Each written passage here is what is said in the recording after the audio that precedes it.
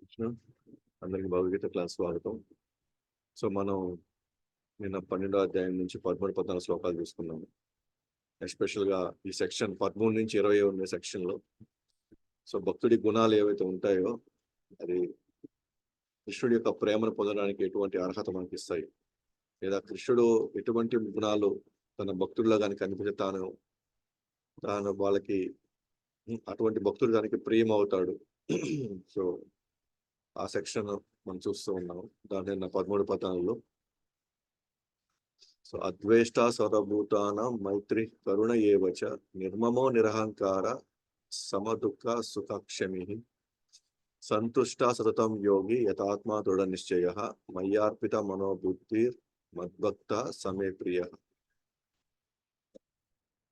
So సకల జీవుల పట్ల కనికరము కలిగిన మిత్రుడే కానీ ద్వేషి కాని వాడు, తన యజమానిగా తలచని వాడు, నిత్యహంకారం లేనివాడు, సుఖ దుఃఖాలు రెండింటిలోనూ సమంగా ఉండేవాడు, ఓర్పు కలవాడు, సర్వదా సంతుష్టుడు, ఆత్మ నిగ్రహము కలవాడు, దృఢ నిశ్చయంతో భక్తిత సేవలో నెలకొన్నవాడు, తన మనసుని బుద్ధిని నాపైనే స్థిరపరిచిన వాడు ఆయన నా భక్తుడు, నాకు అత్యంత ప్రియమైన వాడు.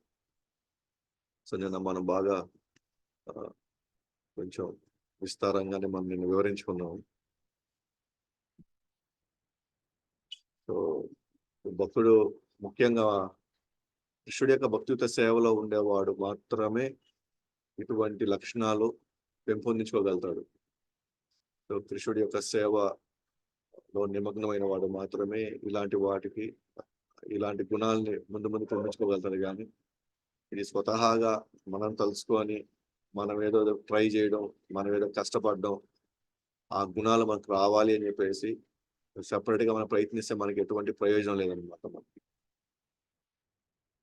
ఇవన్నీ కూడా మనకి భక్తుల సాంగత్యంలో, గురువు యొక్క దశ నిర్దేశంలో, ఎస్పెషల్ కృష్ణుడి యొక్క భక్తియుత సేవలో నెలకొన్న వాళ్ళు అంటే ఏం చెప్పాలంటే సేవ పట్ల బాధ్యత తీసుకున్న వాళ్ళు మాత్రం గురువు చెప్పాడు కాబట్టి ఆ బాధ్యతను నేను తీసుకెళ్లాల్సిందే. దీన్ని దాంట్లో ఎన్ని కష్టాలు వచ్చినా నష్టాలు వచ్చినా నేను నా వంతు నేను చేస్తాను అన్న వాళ్ళకి మాత్రమే ఈ యొక్క గుణాలు క్రమక్రమంగా వాళ్ళు ఈ గుణాలను ప్రదర్శించగలుగుతారు అన్నమాట. సో ఈరోజు మనం 15లోకి వెళ్తున్నాం. యస్మాన్నో ద్విజతే లోకో లోకాన్నో ద్విజతే చయః హర్షమర్షభయోద్వేగైర్యుక్తో సచ మే ప్రియః. యస్మాన్నో ద్విజతే లోకో లోకాన్నో ద్విజతే చయః హర్షమర్షభయోద్వేగః కర్ముక్తో సచ మే ప్రియః. యస్మాన్నో ద్విజతే లోకో లోకాన్నో ద్విజతే చయః హర్షమర్షమభయోద్వేగః కర్ముక్తో సచ మే ప్రియః.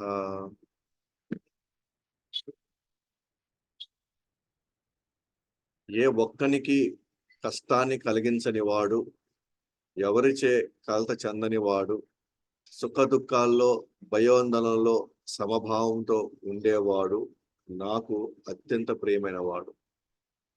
ఎవరికి కష్టం కలిగించడు, ఎవరు ఒకవేళ కష్టాలు కలిగించినా కూడా తాను మాత్రం కలత చెందడు. సుఖ దుఃఖాల్లో భయాందోళనలో సమభావంతో ఉండేవాడు నాకు అత్యంత ప్రియమైన వాడు. సో కష్టాలు తనకు కలిగించాడు, కానీ ద సేమ్ టైం తనకి ఎవరైనా కష్టం కలిగిస్తే మాత్రం కలిసినారు. ఇదే విషయాన్ని మనకి 5:18-12 భాగవతం చెప్పుకోండి అనమాట. అనన్య భక్తితో దేవదేవుడిని సేవించిన వారికి దేవతా గుణాలు ప్రాప్తిస్తాయి, అంటే సంక్రమిస్తాయి. సో ఏ గుణాలు ఇక్కడ ప్రస్తావించారో అదే భౌతిక ఆనందం, భయము, క్రోధము, ఆందోళన నుండి విడుదల పొందిన వారు కృష్ణుడికి చాలా ఇష్టం. ఇవే విషయాలు 17వ శ్లోకంలో కూడా చర్చించబడ్డాయి. సో మనం చూస్తే కనుక ఇప్పుడు మనం ఏంటో చెప్పాం కదా, కష్టం ఏ ఒక్కరికి కష్టం కలిగించని వాడు. సో కష్టం కలిగించని వాడు ఎవరిచే కలత చెందినవాడు. జనరల్గా ఇవన్నీ ఏంటంటే భౌతిక సంబంధించినవి అన్నీ కూడా. సో భౌతికంగా సంబంధించినవి కాబట్టి ఆటోమేటిక్గా వాళ్ళలో ఈ యొక్క ఈ క్లేశాలు ఖచ్చితంగా వాళ్ళకు వస్తాయి అన్నమాట. కొన్ని ఏమో శారీరకంగా వచ్చినాయి, కొన్ని ఏమో మానసికంగా వచ్చినాయి కొన్ని. సో కాబట్టి కంపల్సరీగా వాళ్ళలో ఇవి ఉంటాయి. ప్రతి బద్ధజీవుడికి ఇవన్నీ ఉంటాయి అన్నమాట, ఈ గుణాలన్నీ కూడా. అయితే వీటి నుంచి విడుదల పొందిన వాడు మాత్రమే కృష్ణుడికి ఇష్టమైన వాడు అవుతాడు. కానీ దాని నుంచి విడుదల అవ్వాలి కదా. విడుదల అవ్వాలంటే కూడా మళ్ళీ కృష్ణుడి సహాయం పొందాల్సిందే మనం.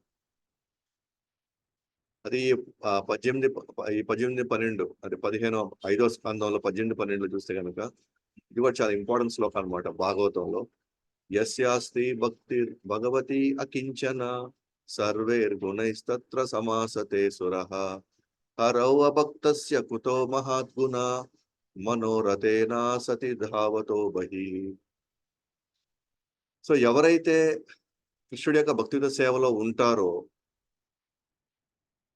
ఎటువంటి ఆసక్తి లేకుండా, ఎటువంటి కోరిక లేకుండా ఎవరైతే దేవదేవుడి యొక్క భక్తి సేవలో ఉంటారో ఖచ్చితంగా వాళ్ళకి దేవతా గుణాలు ఖచ్చితంగా వాళ్ళలో సంక్రమిస్తాయి వాళ్ళలో.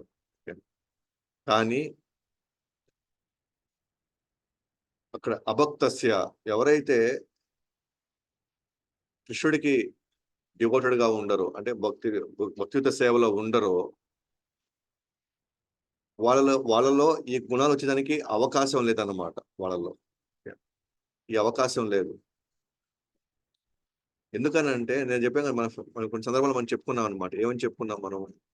చాలా మంది మంచి వాళ్ళు ఉంటారు, కానీ వాళ్ళు భక్తిలో ఉండరు. చాలా మంది చెడ్డవాళ్ళు ఉండొచ్చు, కానీ వాళ్ళు భక్తిలో ఉండుండొచ్చు. సో చెడ్డవాళ్ళు భక్తిలో ఉండే వాళ్ళకి ఏమవుతుంది, క్రమక్రమంగా ఆ చెడ్డ గుణాలన్నీ పక్కకి వెళ్ళి ఒకానొక రోజు వాళ్ళలో ఈ దేవతా గుణాలు వచ్చేస్తాయి. కానీ అతనిలో ప్రస్తుతానికి చూడడానికి మంచి గుణాలు ఉన్నాయి, కానీ అతను అభక్తుడు అనమాట. అతను భక్తిలో లేడు. సో అటువంటి వాళ్ళు యొక్క మనసులో వచ్చే వేగాలను బట్టి వాళ్ళు ఈ రోజు కాకపోతే రేపైనా వాళ్ళు మారిపోవచ్చు అనమాట. వాళ్ళు మారిపోయేదానికి అవకాశం ఉంది. సో వాళ్ళు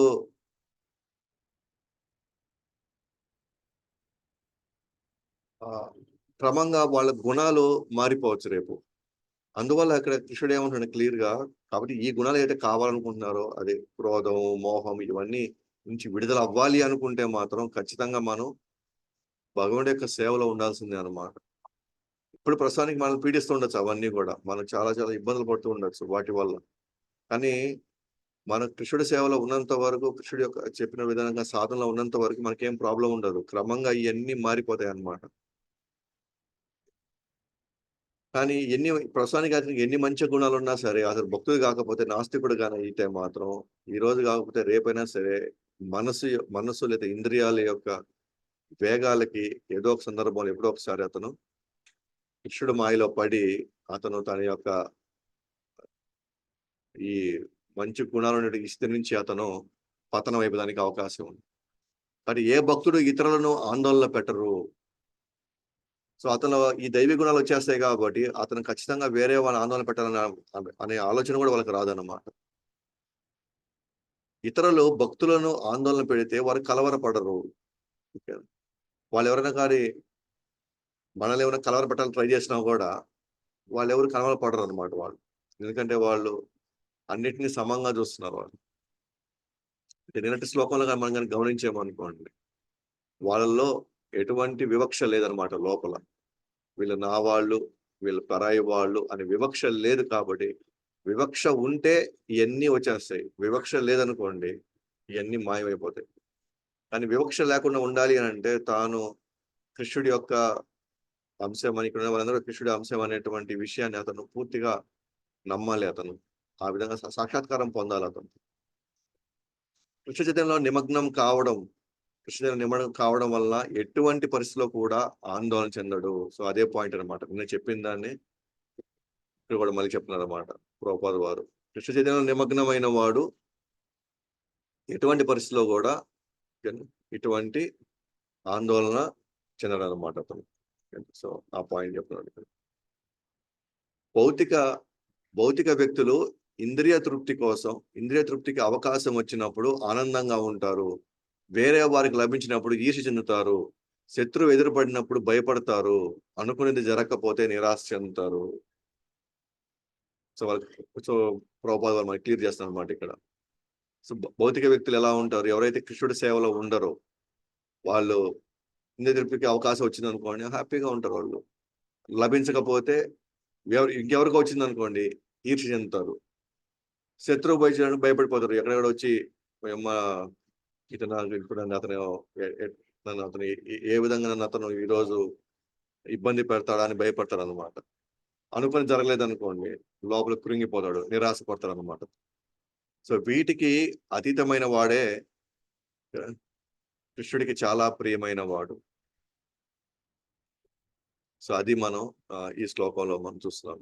సో అల్టిమేట్ గా ఒకటే అనమాట, ఇవన్నీ కూడా కృష్ణుడి యొక్క సేవలో ఉండేవాళ్ళు ఒకానొక రోజు ఈ లక్షణాలు వాళ్ళు పెంపొందించుకుంటున్నారు. నెక్స్ట్ 16వ శ్లోకం.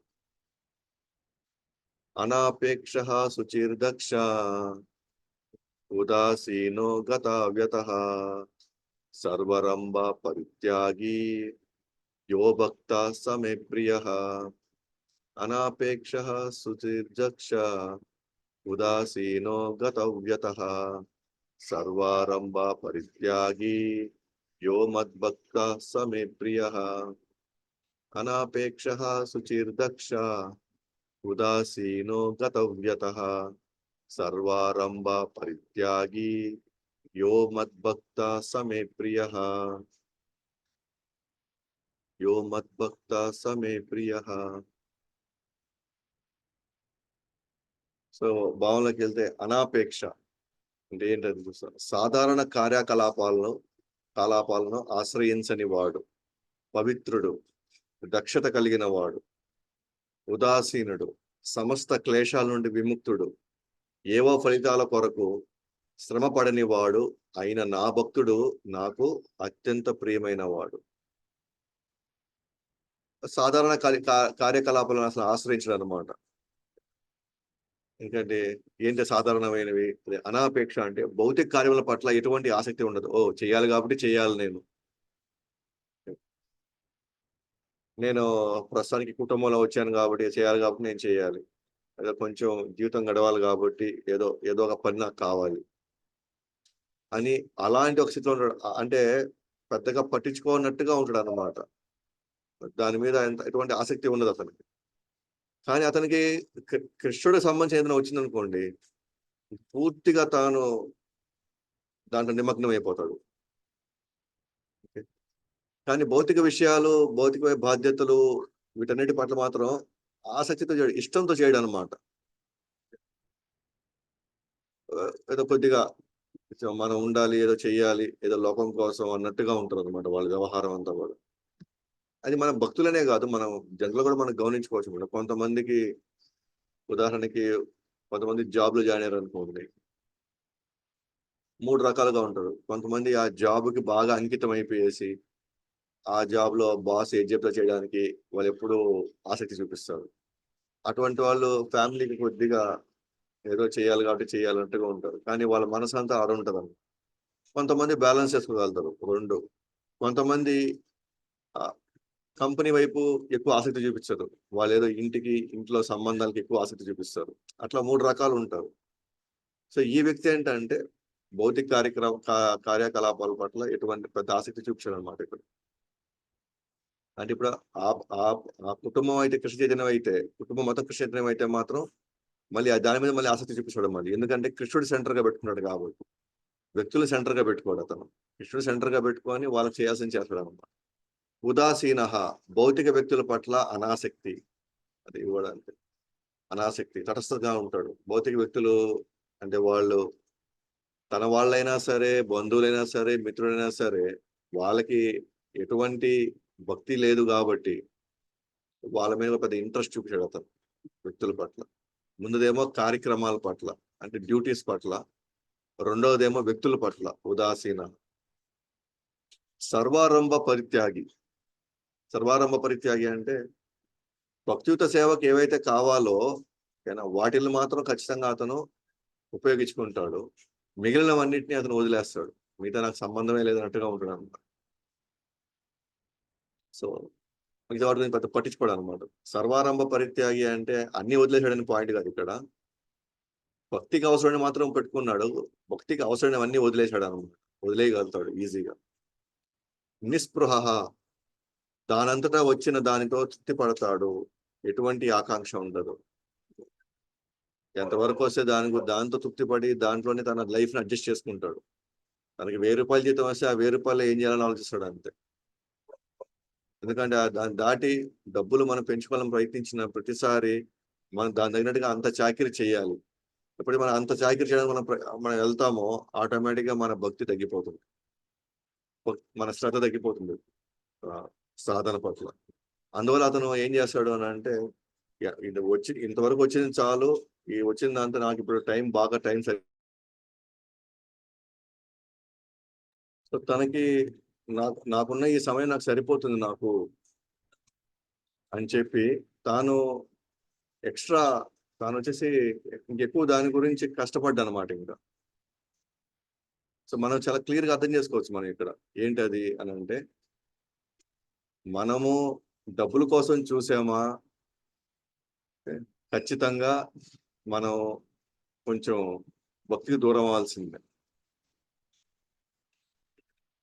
డబ్బులుగా కాకుండా భక్తి గురించి ఆలోచించామా డబ్బుల్ని కొంచెం మనం పక్కన పెట్టాల్సిందే. ఉదాహరణకి కొంతమందికి ఎలా వస్తుందంటే,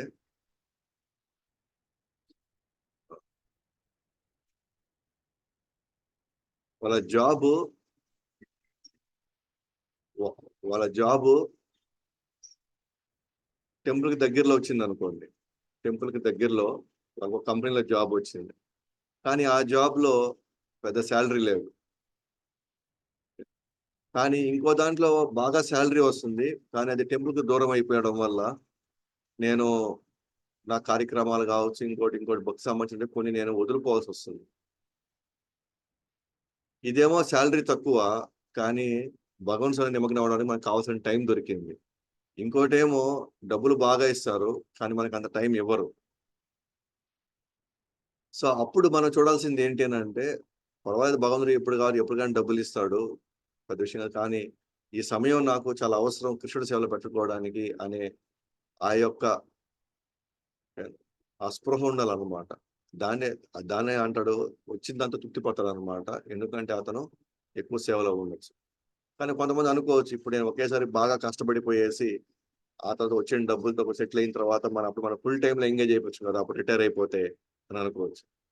కానీ ఈ రోజు రేపు ఎల్లుండి ఎట్లా అంచనా వేయగలుగుతాం? ఒకటి. రెండోది, రేపు డబ్బులు సంపాదించిన తర్వాత ఆ రోజు కూడా మనసు ఇలాగే ఉంటుందని గ్యారంటీ ఏంటి? లేదు. కాబట్టి అవకాశం అయినంత వరకు మనం ఈ పద్ధతిలో ఉండాలి. సో నాకు కూడా చాయిస్ 2, 3 చాయిస్‌లు వచ్చినప్పుడు ఇంకో దగ్గర పోయి జాబ్ జేసుకోవాలి. ఇంకో దగ్గర పోయి ఇంకొంచెం ఎక్కువ సాలరీతో నాకు అవకాశం వచ్చినప్పుడు నేను ఆదిశంకర వదలలేదనమాట. నాకు నాకు తక్కువ సాలరీ అనిపించినా, తక్కువ సాలరీ అన్నా కూడా, ఎందుకంటే నాకు ఇక్కడ ఉండడం వల్ల నేను రెగ్యులర్‌గా నేను కృష్ణుడి సేవలో నేను భక్తుల సాంగత్యంలో ఉండడానికి నాకు అవకాశం ఉంది కాబట్టి, ఉండేదానికి అవకాశం ఎక్కువ కాబట్టి నేను సిటీస్‌కి పోయి నేను ట్రై చేయలే అసలు. సిటీస్‌కెళ్తే ఏంటంటే డబుల్ వస్తుంది, ట్రిపుల్ వస్తుంది. కానీ ప్రాబ్లమ్ ఏంటి? ఆడికెళ్ళితే అంతే ఖర్చుంది, అంతే రెంటు, అంతే ఖర్చవుతది. ఆడికెళ్ళిన తర్వాత ఆ భక్తుల సాంగత్యం మళ్ళీ ఇక్కడ మనకున్న అటాచ్‌మెంట్ అక్కడ మనకు దొరకకపోతే అవకాశం లేదు. కాబట్టి ఉన్న దాంతో, వచ్చిన దాంతో భగవంతుడి దయ వల్ల దాన్ని 10 సంవత్సరాల దాకా మనం ఇక్కడే ఉండగలిగాం అన్నమాట. కాబట్టి కొన్ని భక్తి విషయాలు కొన్ని మనం స్టడీ చేసుకోగలిగాం స్టడీగా. సో ఎందుకంటే సాధన మనం అవకాశం దొరికింది. అంటే ఆ చాయిస్ మనది. మనం చాయిస్ తీసుకోవాలి. ఎందుకంటే మనం భౌతిక ప్రపంచంలో ఉన్న స్థితిగతుల్ని మనం అసలు తక్కువ అంచనా వేయలేము. మనం దాని మాయలో పడము అనేటువంటి గ్యారంటీ లేదన్నమాట. కానీ చాలా మంది గ్యారంటీగా అనుకుంటారు. కానీ ఎవరైతే అలా కష్టపడడానికి వెళ్ళిన తర్వాత 95% తిరిగి రారనమాట. 5% ఏదో వాళ్ళు నిజంగా అంత దృఢ నిశ్చయంతో వాళ్ళ సాధన ఉంటే తప్ప వాళ్ళు మళ్ళీ తిరిగి వచ్చి మళ్ళీ భక్తియుత సేవలో ఉండడానికి అవకాశం లేదు. సో పాయింట్ ఏందంటే అందుకే మరి నిస్పృహ అంటే దానంతా వచ్చిన దాంతో తృప్తి పడతారు వాళ్ళు. శుచిహి అంటే క్లీన్లీనెస్ అంతర్గతంగా, బాహ్యంగా 2 విధాలుగా శుభ్రత అనమాట. సో బాహ్యంగా అంటే మనం ఉండేటువంటి ఇల్లు లేదా మనం ఉండేటువంటి గుడి అన్ని బయటగా అన్ని నీట్‌గా ఉండడం. అట్ ద సేమ్ టైమ్ లోపల అంతర్గతంగా. అంతర్గత శుభ్రత అంటే సో మనం ఆహ్, రోజువారీ క్రమంలో మన యొక్క నియమ నిబంధనల్ని మన సాధనని చేసుకుంటూ మన అంతర్గతంగా గూడా మనం శుభ్రంగా ఉండడానికి ప్రయత్నించాలి. దక్షః అంటే శాస్త్రాలను సరిగ్గా అర్థం చేసుకోవడంలో నిపుణత. దక్షత అంటే ఎక్స్‌పర్ట్ అన్నమాట. శాస్త్రాల్ని అర్థం చేసుకోవడం దాంట్లో అతను చాలా చాలా ఆహ్, ఎక్స్‌పర్ట్ అన్నమాట అతను. అది దక్షత. గతవ్యతః ఇతరుల వ్యత కలిగించిన వాటిని పట్టించుకోరు. ఎందుకంటే శరీరం కాదు అని నమ్ముతారు. ఎవరైనా వాళ్ళు ఎవరైనా ఇతరులు ఎవరైనా అతనికి వ్యధ కలిగించారనుకోండి, బాధ కలిగించారనుకోండి, వాళ్ళని పట్టించుకోరింక వాళ్ళని. ఎందుకనంటే నేను శరీరం కాదు గదా! ఏదో నా కర్మ కొద్దీ ఇదొచ్చిందిలే పలానా వాళ్ళ వల్ల నా కర్మ కొద్దీ వచ్చింది. కాబట్టి ఇది నా పూర్వజన్మలో ఎక్కడో ఏదో సంబంధం ఉంది. నేనేదో ఒకటి చేశాను. కాబట్టి తిరిగి నాకు ఈరోజు ఈ విధంగా నాకు వస్తా ఉంది అనేటువంటి భావనలో వాళ్ళుంటారనమాట. ఓకే. సో, కాబట్టి వాళ్ళు పట్టించుకోరు ఇయన్నీ గూడా. వాళ్ళెవరిని గూడా పెద్ద పట్టించుకోరు. కాబట్టి ఈ విధంగా మనం గాని గమనిస్తే గనక చాలా సింపుల్‌గా ఉంటాడు. ముఖ్యంగా భౌతిక వ్యక్తులు, భౌతిక పరిస్థితుల్లో సో, వాటిల మీద ఎటువంటి ఆసక్తి చూపించుకోడు. అవసరమైనటివి మాత్రం ఉపయోగిస్తాడు. మిగిలినవన్నీ త్యజించేస్తాడు అంతా గూడా. అండ్ వచ్చిన దాంతో తృప్తిపడి దాంతో మాక్సిమం టైమ్‌ని కృష్ణుడి సేవలో ఉపయోగిస్తాడన్నమాట. సో, ఆ విధంగా మనం భక్ భక్తి సూత్రాలను భక్తి సూత్రాలకు విరుద్ధంగా ఉండేటువంటి కార్యములలో కష్టపడరు. భక్తి సూత్రాలకు విరుద్ధంగా ఉండేటి వాటిలో కష్టపడరనమాట. సో, ఎవరెవరో ఏదేదో మన బంధువులో, మన మిత్రులు ఎవరెవరో వచ్చి ఏదేదో మనకి కొన్నిసారి కొన్ని కొన్ని బాధ్యతలు అప్పచెప్తుంటారనమాట. మీరు నా కోసం అది చేయొచ్చు కదా! ఈ కోసం ఇది చేయొచ్చు కదా! అని. అటువంటి వాటి కోసం పెద్దగా కష్టపడరనమాట అసలు. క్లియర్‌గా చెప్పేస్తారు. అది నా వల్ల కాదు, నేను చేయలేను అని చెప్పేస్తారనమాట. అయిపోయి వాటన్నిటి కోసం అదేదో కష్టపడి వాళ్ళ కోసం, వీళ్ళ కోసం కష్టపడి ఎందుకంటే అది భక్తి సూత్రాలకు విరుద్ధం. ఎందుకంటే ఎప్పుడైతే మనం అభక్తుల సాంగత్యంలోకి ఎక్కువ వెళ్తామో, వాళ్ళు మన మిత్రులైనా సరే, బంధువులైనా సరే, వెళ్తామో ఆటోమేటిక్‌గా వాళ్ళు భక్తి చైతన్యం తగ్గిపోతుంది వాళ్ళలో. అందువల్ల వాళ్ళు వాటి కోసం ఎక్కువ కష్టపడరు వాళ్ళ కోసం. లేదా వాళ్ళు చెప్పే కార్యాల్లో వాళ్ళు ఎక్కువ కష్టపడరు వాళ్ళు. అంతే ఇక్కడ మనం గమనించుకోవాల్సిందంటే హోల్ సెంటర్ ఏంటి అంటే, నా సాధన ఏమైనా దెబ్బతింటుందా? నా సేవలేమైనా దెబ్బతింటాయా? ఈ పలానా వాళ్ళు చెప్పింది నేను ఒప్పుకొని పోయి చేయడానికి, పలానా వాళ్ళు పలానా పరిస్థితులొచ్చాయి. కొన్ని కొన్ని మనకి చాయిసెస్ వచ్చాయి. ఏం చేయాలి అని. అలాంటప్పుడు ఒకటే మెయిన్ సెంటర్ అన్నమాట మనం. నాకు ఆహ్, ఉదయం లేసి జపం చేయడానికి, మంగళారతి అటెండ్ అవ్వడానికి, నా యొక్క భగవద్గీత బాగా చదవడానికి, లేదా హారతి అటెండ్ అవ్వడానికి నాకు అవకాశం ఇస్తదా? నాకు అవకాశం ఇచ్చే పనైతే ఆ కార్యక్రమాల్లో నేను ఒప్పుకుంటాను. లేదు ఆ కార్యక్రమాల వల్ల నా ఈ షెడ్యూల్ దెబ్బతింటుంది అంటే అతను ఒప్పుకోడు. అతను కష్టపడు దాంట్లో అసలు. సో, సొంత భవనాలు నిర్మించడం కంటే దేవాలయంలో నిర్మాణంలో కష్టపడతారు. మరియు ఎంత ఆందోళనైనా భరిస్తారు. వాళ్ళ సొంత ఇల్లు కట్టుకోవడంలో కంటే కూడా వాళ్ళు దేవాలయం కట్టడంలో ఎక్కువ కష్టపడతారు. మనంటే కష్టపడొద్దంటున్నాం మనం. ఒక ఆహ్, కార్యక్రమాల్లో కష్టపడొద్దన్నారు. అంటే ఉదాహరణకినేంటి తన సొంత ఇల్లు నిర్మించుకోవడంలో అంటే కూడా తనేం జేస్తాడు, దేవాలయ నిర్మాణంలో కష్టపడతాడు. కానీ తన సొంత ఇల్లు కట్టుకోవడానికి అంత కష్టపడాల్సిన అవసరం లేదు. పోయి నేను ఒక 5,00,00,000 ఒక 10,00,00,000 సంపాదిస్తే గాని నేను నా ఇల్లు కట్టుకోలేను గాబట్టి ఫస్ట్ నేను కష్టపడతాను. కష్టపడి నా డబ్బులు నేను తీసుకొచ్చుకుంటాను. నేను దీని మీద పెడతాను. వద్దు అవసరం లేదు. ఆ కష్టపడేదేదో మందిర నిర్మాణం కోసం కష్టపడితే అదంతా భక్తి అయిపోయిందప్పుడు. అదంతా సాధనే అయిపోయింది. ఇంకోటేమన్నాడు ఆ మందిర నిర్మాణం కోసం ఎంత ఆందోళన పడతాడు, దానికోసం ఎంత ఆందోళన తెచ్చుకుంటాడు, పెట్టుకుంటాడు. దానికోసం ఏదైనా భరిస్తాడు అన్నమాట. ఏది మందిరం కట్టడంలో ఒకవేళ తనకు ఒక బాధ్యత ఇస్తే అదే ఒకవేళ ఫండ్ రైజింగ్ చేయాలి అంటే దానికోసం పగలు రాత్రి కష్టపడతాడు. ఎందుకని దేవాలయం కట్టడానికి. సో తన ఇల్లు కట్టుకోవడానికి అవసరం ఎందుకు, పోయి అనవసరంగా ఇల్లు కట్టుకోవడానికి అయన్ని ఎందుకు, ఏదో రెంట్‌కి ఉన్నామా తర్వాత చూసుకుందాం తర్వాత సంగతి. సో తన గురించి మాత్రం తాను ఎక్కువ కష్టపడ్డు. కానీ కృష్ణుడి కోసం మాత్రం కష్టపడతాడు. కృష్ణుడి సేవలో ఆందోళన కూడా వాళ్ళు తీసుకుంటారన్నమాట. So next 17. సో 17లోకి చూస్తే యో న హృష్యతి నా ద్వేష్టి న శోచతి న కాంక్షతి శుభాశుభా పరిత్యాగి భక్తిమాన్య సమే ప్రియః. యో న హృష్యతి న ద్వేష్టి న శోచతి న కాంక్షతి శుభాశుభా పరిత్యాగి భక్తిమాన్య సమే ప్రియః. యో న హృష్యతి న ద్వేష్టి న శోచతి న కాంక్షతి శుభాశుభా పరిత్యాగి భక్తిమాన్య సమే ప్రియః. ఆనందము గాని దుఃఖము గాని లేనివాడు, శోకము గాని కోరికలు గాని లేనివాడు, శుభ అశుభ రెండింటిని విడిచిపెట్టిన వాడు అయిన భక్తుడు నాకు అత్యంత ప్రియమైన వాడు.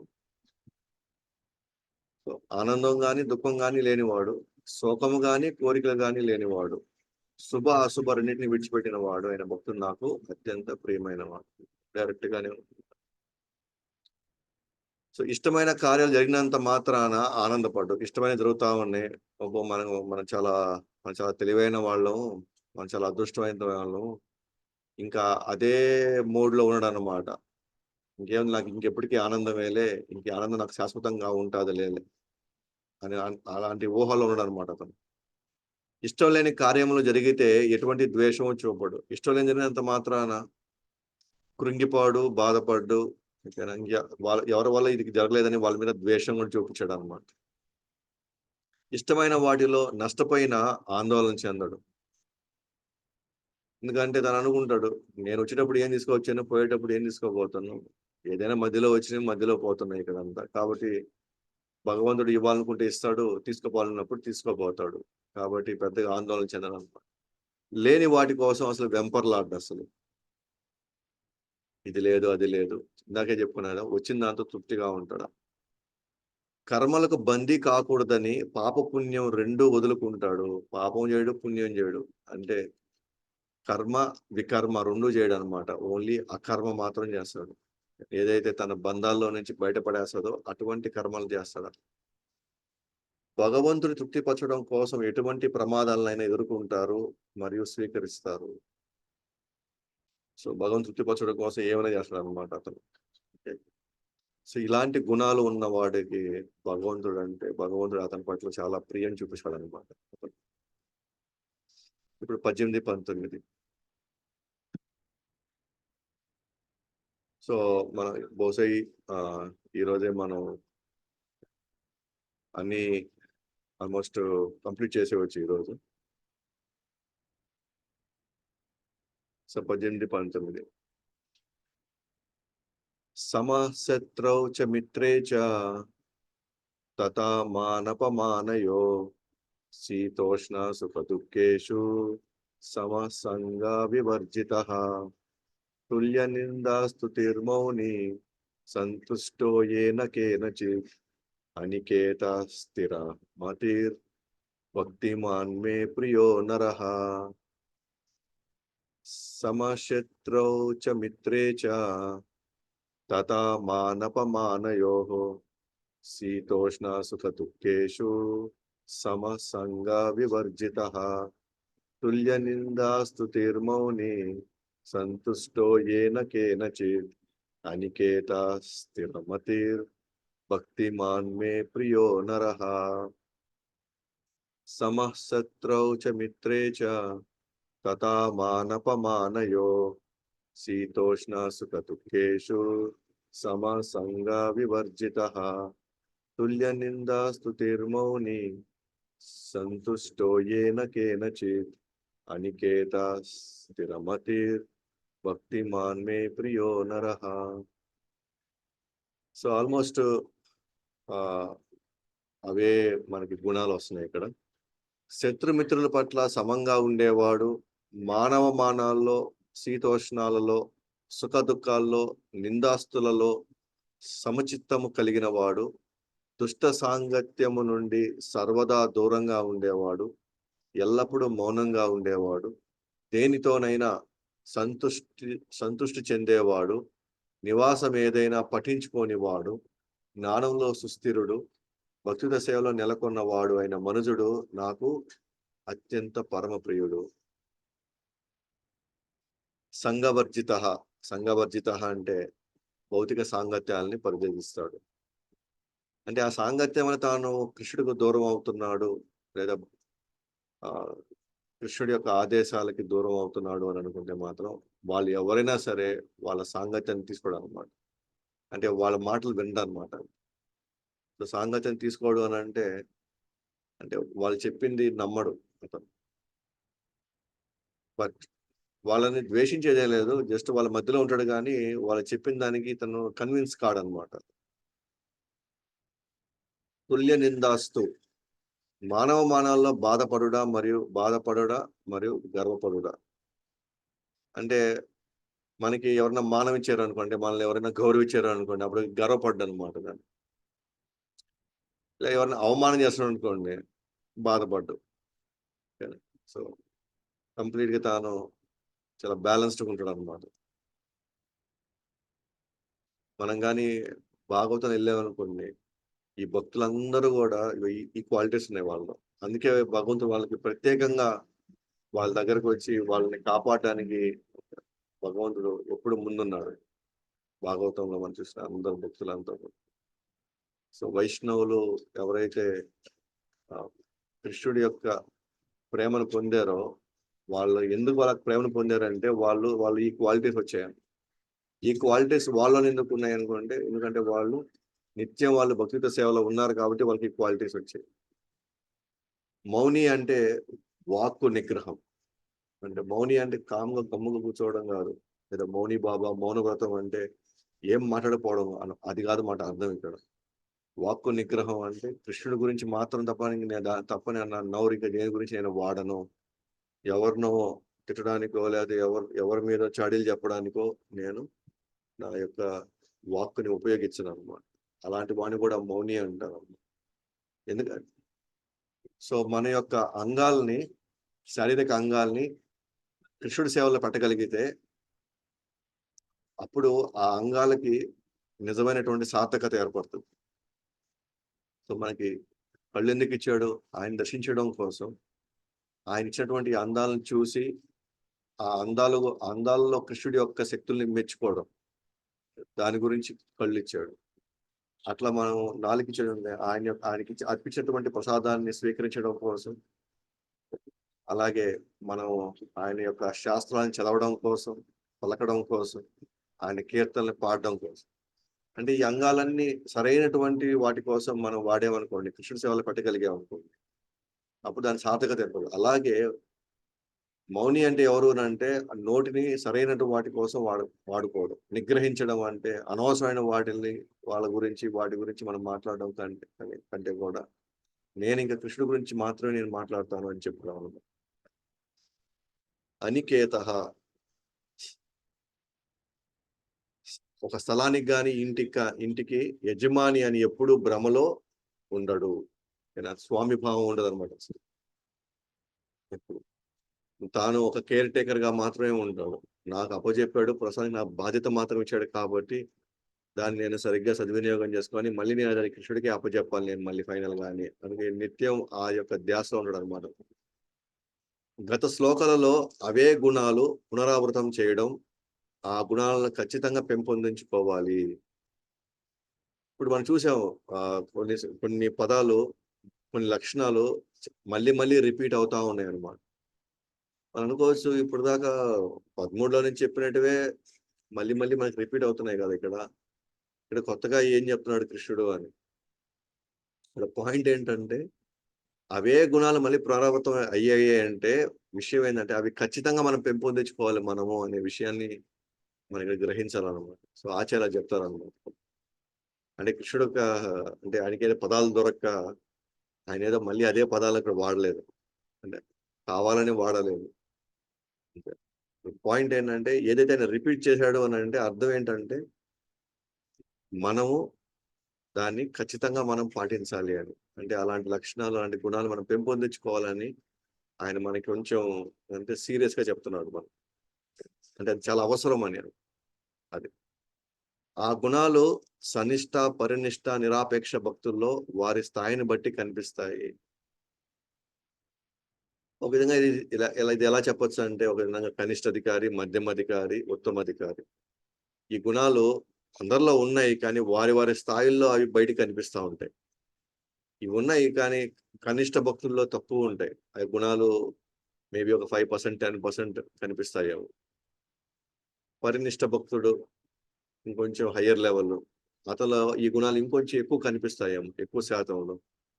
అలాగే నిరాపేక్ష భక్తులు అంటే వాళ్ళ హైయెస్ట్ స్టేజ్ వాళ్ళు. ఉత్తమ భక్తులు. ఇంకా వాళ్ళలో అయితే ఎక్కువ శాతం కనిపిస్తాయి ఇవన్నీ కూడా. సో అది మనకిక్కడ తెలుసుకుంటున్నాం. ఇప్పుడు ఇంకా లాస్ట్ శ్లోక ఈరోజు 12వ అధ్యాయంలోది.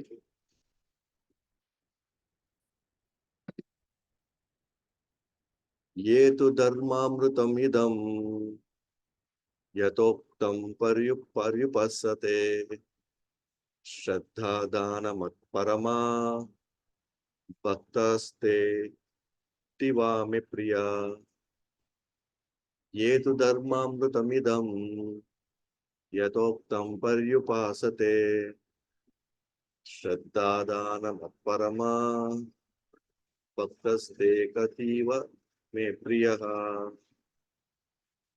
ఏ తు ధర్మామృతమిదం యథోక్తం పర్యుపాసతే శ్రద్ధా దానమత్పరమా భక్తస్తేతీవ మే ప్రియః. భక్తి యోగం అనే ఈ అమృత మార్గమును అనుసరించేవారు నన్నే పరమ గమ్యంగా చేసుకొని శ్రద్ధతో పూర్తిగా దీనిలో నెలకొనేవారు నాకు అత్యంత ప్రియమైన వారు. ఇప్పుడు ఇవన్నీ ఆయన ఫైనల్ గా ఈ లక్షణాలన్నీ చెప్పి, గుణాలన్నీ చెప్పి ఫైనల్ ఇప్పుడు కంక్లూడ్ చేస్తున్నాను అనమాట. ఆ గుణాలు ఉన్నాయి ఓకే, ఆ లక్షణాలన్నీ ఉన్నాయి ఓకే. అయితే భక్తి యోగం అనే ఈ అమృత మార్గం అనుసరించేవారు ఆయన చెప్పినట్టుగా ఆ లక్షణాలతో ఈ ప్రకృతిలో ఉండేవాళ్ళు, ఈ మార్గంలో ఉండేవాళ్ళు నన్నే పరమగమ్యంగా చేసుకుంటే మాత్రం శ్రద్ధతో పూర్తిగా నెలకొన్న వారు నాకు అత్యంత ప్రియమైన వాళ్ళు. సో ఇప్పుడు దాకా గుణాలు చెప్పాడు. ఆ గుణాలతో ఏం చేయాలంట? ఆయన చెప్పిన మార్గంలో నడవాలి. ఆయనకి నచ్చినట్టుగా ఆయన ఏం చెప్తే దాన్ని పాటించడానికి సిద్ధంగా ఉండాలన్నమాట. సో అటువంటి వాళ్ళు ఎవరైతే నమ్మకంతో, శ్రద్ధతో ఎవరైతే చేస్తారో వాళ్ళు నాకు ప్రియమైన వాళ్ళు. మనం చూసాం 2వ శ్లోకంలో మయ్యావేశ మనోయేమాం ఇక్కడ నుంచి స్టార్ట్ అయింది అనమాట. ఇక్కడ నుంచి స్టార్ట్ అయ్యి ఎక్కడ దాకా వచ్చాం? ఇప్పుడు 20వ శ్లోకం ఏతు ధర్మామృతం ఇదం అని ఇక్కడ దాకా వచ్చాం అనమాట మనం. ఫస్ట్ లో ఏం చెప్పాడు కృష్ణుడు 2వ శ్లోకంలో? ఎవరైతే వాళ్ళ మనసుని నా యొక్క రూపం పైన నిరంతరం నన్నే వాళ్ళు పూజిస్తారో, ఆరాధిస్తారో, ఏది నమ్మకంతో వాళ్ళు పరిపూర్ణులు, అత్యంత పరిపూర్ణులు అని ఆకారవాదుల గురించి చెప్పాడు అనమాట 2వ శ్లోకం. అక్కడి నుంచి స్టార్ట్ అయితే ఇక్కడికి ఈ రోజు ఈ శ్లోకం 20th శ్లోకం వచ్చేసరికి ఇక్కడ ఏమంటున్నాడు? సేమ్ ఆల్మోస్ట్ మళ్ళీ అదే చెప్తున్నాడు అనమాట. ఇప్పుడు ఈ శ్లోకంలో కూడా భావం చూడండి. భక్తి యోగం అని ఈ అమృత మార్గం అనుసరించే వారు నన్నే పరమగమ్యంగా చేసుకుని శ్రద్ధతో పూర్తిగా దీన్ని నెలకొన్న వారు నాకు అత్యంత ప్రియమైన వారు. అంటే ఇప్పుడు మనం 2వ శ్లోకానికి 20 శ్లోకానికి కానీ మనం కానీ వెళ్తే అంటే ఆకారవాదులు నాకు చాలా ప్రియమైన వాళ్ళు అని రెండింటిగా మనం కలిపితే 2వ శ్లోకము 20వ శ్లోకంగా కలిపితే మనకి ఫైనల్ కన్క్లూజన్ అదే వచ్చేస్తుంది మనకి. సో మన కన్క్లూజన్ వచ్చి, నాకు నిరంతరం వాళ్ళ మనసు నా మీద నిమగ్నం చేసేవాళ్ళు నాకు అత్యంత ప్రియమైన వాళ్ళు అని. ఇలాంటి ప్రక్రియలు భగవంతుడికి ఎంతో ప్రియమో వాటిని అనుసరించే వ్యక్తులను ప్రేమతో స్వీకరిస్తారు. సో భగవంతుడికి ఎంత ప్రియం కాబట్టి అవి అనుసరించే వాళ్ళని కూడా ప్రేమతో స్వీకరిస్తారు. నిరాకారవాదులు మరియు ఆకారవాదుల్లో ఎవరు పరిపూర్ణని అర్జునుడు అడిగిన ప్రశ్నకు సమాధానంగా సో కృష్ణుడు మొదట ఇది స్టార్ట్ చేశాడు. అప్పుడు ఎటువంటి సందేహం లేకుండా దేవదేవుడు భక్తితో సేవే అత్యున్నత ప్రక్రియ అని చెప్పబడింది. దేవదేవుడికి ఇదే చెప్పబడింది. అత్యంత ప్రియమైనటువంటి ప్రక్రియ ఏంటి? ఈ భక్తి యోగమే, లేదా ఆకారవాదులు తీసుకునే ఆ మార్గం ఏవైతే ఉందో వాళ్ళు ప్రియమైన వాళ్ళు ప్లస్ వాళ్ళు అత్యంత పరిపూర్ణులు. అక్కడ స్టార్ట్ అయింది ఈ అధ్యాయంలో. అయితే అదంతా కావాలి అని అంటే ఇది ఒక క్రమబద్ధంలో మనం వెళ్ళాల్సి వస్తుంది అన్నమాట. ఏంటి? ఫస్ట్ సత్సాంగత్యంలోకి రావాలి, భక్తుల సాంగత్యంలోకి రావాలి. ఎప్పుడైతే భక్తుల సాంగత్యంలోకి వస్తామో నెక్స్ట్ భక్తితో సేవ పట్ల ఆసక్తి వస్తుంది. నెక్స్ట్ భక్తితో సేవ పట్ల ఆసక్తి కలిగిన వాడు నెక్స్ట్ క్రమంగా అంటే గురువు యొక్క ఆదేశాలు పాటించడానికి సిద్ధమవుతాడు. సో గురువు యొక్క ఆదేశాలు ఏమిస్తాడు? తను శ్రవణం కీర్తనం చేయమని చెప్పి ఆదేశిస్తాడు. ఆ తర్వాత నియమాలు పాటించమని చెప్తాడు. ఎప్పుడైతే ఈ నియమాలు పాటించడం ప్రారంభిస్తాడో అప్పుడు ఒకానొక సందర్భంలో భక్తితో సేవలో నిమగ్నం అవడం జరుగుతుంది నెక్స్ట్. సో ఇదంతా ఒక సిరీస్ అనమాట, ఒక సిరీస్ ఆఫ్ ప్రాసెస్ అనమాట. ఇదంతా ఒకటి తర్వాత ఒకటి. అలాగే అదే కానీ నిరాకారవాద ప్రక్రియ అనేది శుద్ధ భక్తుడి సాంగత్యం దొరకనంత వరకు మాత్రమే మనకు అది ఉపయోగపడవచ్చు. ఏంటి నిరాకారవాదంలో ఏంటి? వాళ్ళు యమ నియమాలు పాటిస్తారా, లేకపోతే వాళ్ళు ధ్యానాన్ని పాటిస్తారా, లేకపోతే వాళ్ళు ఇంద్రియ నిగ్రహానికి వాళ్ళు చేసే ప్రక్రియ, ఇవన్నీ కూడా ఎప్పటి వరకు మన జీవితంలో శుద్ధ భక్తులు దొరకలేదు అనుకోండి, భౌతికంగా ఉండడం కంటే కూడా భౌతిక జీవితం కంటే కూడా అట్లీస్ట్ నిరాకారవాదంలో మన సాధనలో కొంచెం ముందుకెళ్ళడం మంచిది. ఎందుకని? నిరాకారవాదులు కన్విన్స్ అయిపోయారు ఏమనంటే ఈ భౌతిక జగత్ అనేది మాయా, ఇదంతా అబద్ధము, సో దీనికి నేను ఎంత కష్టపడినా కూడా నా జీవితం వేస్ట్ అని పూర్తిగా అతను నమ్మాడు. కాబట్టి అతను ఆ లెవెల్ దాటి నేను ఈ శరీరాన్ని కాదు, నేను ఆత్మని, అయితే ఆత్మసాక్షాత్కారం పొందాలి అని అంటే నేను ఈ భౌతిక ప్రపంచంలో ఉన్నటువంటి వీటికి ఈ మాయలు నేను పడకూడదు అనుకొని తాను ఒక సాధనలోకి ఎంటర్ అవుతాడు. అది అతను దొరికినటువంటి ఆ గురువు, ఆ నిరాకార ప్రక్రియలో వెళ్ళేవాడు. అది ఎంతో మేలు. ఎప్పటి వరకు మేలు అంటే శుద్ధ భక్తులు దొరికినంత వరకు అది ఓకే. ఎందుకనంటే అదే మనం భౌతికంగా ఉండి ఈ మాయలో పడడం కంటే కూడా నిరాకారవాద సేవలో మనం నిరాకారవాద సాధనలో మనం ముందుకెళ్ళచ్చు అనమాట. మనం ఎందుకంటే చూడండి సాధనలో చూసి నిరాకార సాధన వలన భోగవాంఛ వదిలిపెడతారు అతను. అలాగే భౌతిక ఆధ్యాత్మిక అంశాల జ్ఞానం పెంపొందించుకుంటాడు. ఏది భౌతికమైంది, ఏది ఆధ్యాత్మికమైంది ఖచ్చితంగా అతను ఆ వివక్ష, ఆ డిస్టింక్షన్ చేయగలరు అనమాట. తర్వాత అతను శుద్ధ భక్తుల సాంగత్యంలోకి వచ్చేస్తే ఇంకా అతను అది వదిలిపెట్టేయవచ్చు అనమాట. ఇంక పాటించాల్సిన అవసరం లేదు ఇంకా. అందుకే శుద్ధ భక్తుల సాంగత్యంలో ఉన్నవారు ఈ క్రమ పద్ధతి పాటించవలసిన అవసరం లేదు. సో వాళ్ళు దీంట్లో రావాల్సిన అవసరం లేదు. వాళ్ళకి ఇంకా డైరెక్ట్ గా వాళ్ళకి శ్రవణం, కీర్తనం, స్మరణం, ఈ భక్తి అంగాలు చెప్తారు అన్నమాట. ఆయనకి నువ్వు అది తీసుకొని చేయి అంటాడు. ఇవన్నీ పాటించమని చెప్పడు. యమ నియమ ఇవన్నీ ఆసన ఇవన్నీ చెప్పడు అనమాట. ఇంద్రియ నిగ్రహం ఎట్లా పెట్టుకోవాలి ఇవన్నీ చెప్పడు. అతను డైరెక్ట్ గా భక్తి అంగాలు చెప్పేస్తాడు.